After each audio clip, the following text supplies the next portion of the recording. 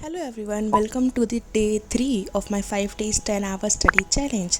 तो आज मैं 7 बजे उठी। सबसे पहले मैंने अपने जीके के प्रीवियस चैप्टर प्रेसिडेंट वाला जो था उसको रिवाइज़ किया। मैंने कहा तो उसे पढ़ लिया था, तो आज मैं उसका रिवीजन करके उसके एमसीक्यूज दूंगी। मॉर्निंग टाइम मेरा फेवरेट स्लॉट होता है बिकॉज इस टाइम आपका जो माइंड होता है वो फ्रेश होता है। इसीलिए सुबह सुबह जो लर्निंग की चीज़ें जैसे वोकैबुलरी हुआ, जीके हुआ या फिर कैलकुलेशन ऐसी चीज़ें होती हैं उनको रिवाइज़ करना ज़्यादा बेटर होता है। अभी मैं जो चैप्टर कर रही हूँ प्राइम मिनिस्टर, प्रेसिडेंट, उसके बाद पार्लियामेंट, ये काफ़ी एक ही फ्लो में पढ़ना चाहिए लोगों को बिकॉज इसकी क्लासेस स्किप करी, जैसे कि अगर आपने प्रेसिडेंट की क्लासेस स्किप करी तो आप प्राइम मिनिस्टर या फिर आगे के जो चैप्टर्स हैं उनको नहीं कर पाओगे। जैसे सेंट्रल गवर्नमेंट और स्टेट गवर्नमेंट जो भी है वो काफ़ी सिमिलर होते हैं। तो सबसे पहले मैंने प्रेसिडेंट किया। प्रेसिडेंट में मैंने सारे जो भी आर्टिकल वगैरह है और क्या क्या यूज़ होते हैं, कैसे इलेक्शन होते हैं, क्या टर्म होता है, वो सब आपको पढ़ लेना है एंड देन आपको प्राइम मिनिस्टर पर जाना है। तो आपकी एक सीक्वेंस फॉलो करना है, रेगुलर क्लासेस लेनी है जीके की because GK is very vast and specially polity में आपका एक फ्लो होना चाहिए, तभी आप इसको बेटर समझ पाओगे। सबसे पहले मैंने वो किया, देन फिर मेरा रिवीजन डन हो गया of course and this is my rough sheet जो कि मैंने याद करते करते साथ ही साथ लिखती चलती हूँ। उसके बाद मैंने वोकैबुलरी स्टार्ट किया। वोकैबुलरी में मैं OWS कर रही हूँ, मैं डेली 3 पेजेस करती हूँ एंड प्लस 3 पेजेस जो पीछे के हैं उन्हें रिवाइज करती हूँ।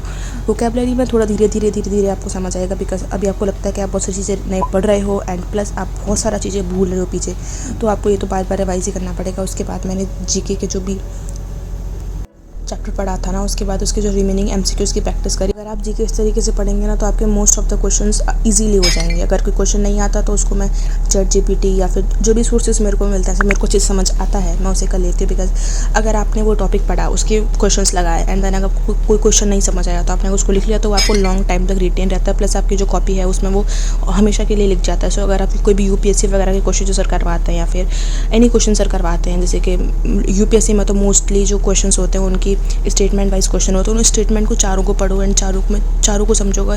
ऐसा मैंने बहुत बार देखा है कि तो मैं उस लाइन से क्वेश्चन बना दिया जाएगा एसएससी के।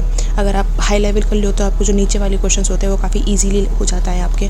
तो this is the best trick. जब भी आप कोई हाई लेवल या फिर यूपीएससी, एनडीए, सीडीएस किसी का भी जो क्वेश्चन कर रहे हो तो जिसमें मोस्टली क्वेश्चन जो होते हैं वो स्टेटमेंट वाइज आते हैं, हर एक स्टेटमेंट को अच्छे से पढ़ो, हर एक को। उसके बाद जो आपको नहीं समझ आए उसके बाद उसको कॉपी में लिखो और आप देखोगे कि उसमें 50% ऑफ द क्वेश्चन एसएससी में आते हैं एमसीक्यूज़ की फॉर्म में। And this is the best and the productive method I use for my study of GK.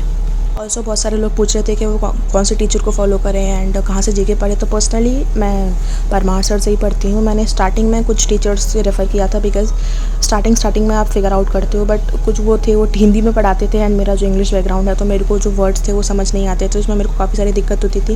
And then finally मैंने परमार सर की कुछ डेमो क्लासेस देखे and I genuinely love that कि वो जो मोस्टली है वो इंग्लिश में पढ़ाते हैं, तो मतलब ईजी अंडरस्टैंड हो जाता है। अगर आप हिंदी पढ़ते हो, हिंदी में बहुत सारे वर्ड आपको अलग लगते हैं तो इंग्लिश में वो समझ आता है एंड सर का पढ़ाने का तरीका भी काफ़ी अच्छा है।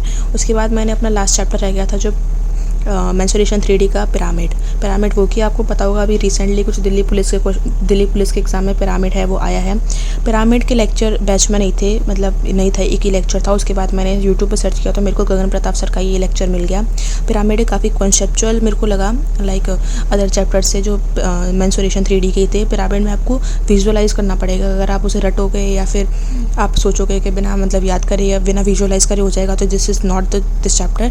तो आपको विजुअलाइज़ करना पड़ेगा, आपको उसमें टाइम देना पड़ेगा। तो मेरा इसमें काफ़ी टाइम गया है चैप्टर को करने में एंड साथ ही साथ मैंने इसके नोट्स भी बना लिए बिकॉज नोट्स तो आपको बनाने ही चाहिए। बिकॉज आप कितनी ही देर तक किसी चीज़ को रिटेन कर पाओगे, आपको बार बार रिवाइज़ करोगे ना तभी आपका वो हो पाएगा। तो उसके बाद मैं ज्योमेट्री स्टार्ट करूँगी। ज्योमेट्री में टोटल 71 to 73 क्लासेस है जो कि एक बहुत बड़ा चैप्टर है। तो मेरे को मतलब एक दिन में काफ़ी सारी क्लासेस करनी होंगी उसके, बिकॉज अगर मैं उसे नहीं टाइम टू टाइम करूँगी तो वो काफ़ी लॉन्ग खिंच जाएगा और सिलेबस काफ़ी पीछे हो जाएगा। तो ज्योमेट्री सबसे बड़ा चैप्टर आपको पता ही होगा, अलजेब्रा का है, वो करना है। ज्योमेट्री में बहुत सारे टाइप होते हैं like lines and angles and triangle, congruency और पता नहीं क्या क्या है। मतलब मान लो कि एडवांस बात का सबसे मोस्ट इंपॉर्टेंट चैप्टर भी वही है, सबसे ज़्यादा वेटेज भी वही कवर करता है।